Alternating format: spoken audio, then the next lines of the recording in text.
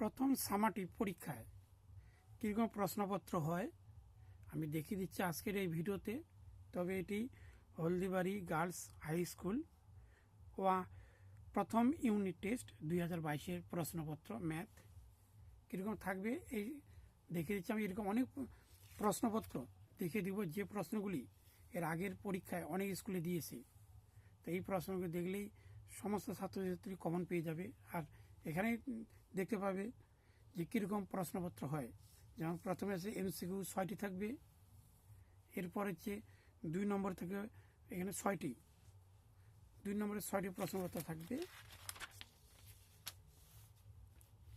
এখন 6টি থাকবে এখানে। তারপরে থাকবে এখানে একটি লেখচিত্র, 2টি প্রশ্ন থাকবে, একটি অ্যাটেন্ড করতে হবে।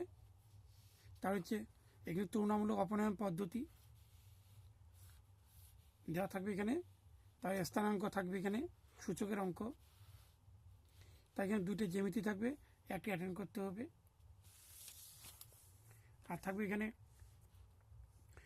শুধু এই প্রশ্নটি যে দ্বিতীয় সেমিস্টারের জন্য দরকার, ভুল বললাম, এখানে দ্বিতীয় সামাটিভ পরীক্ষার জন্য। তবে এটি গার্লস স্কুলে প্রথম সামাটিভ পরীক্ষা দিয়ে দেয়। তার এখানে 2টি পরিমিতি অঙ্ক থাকবে।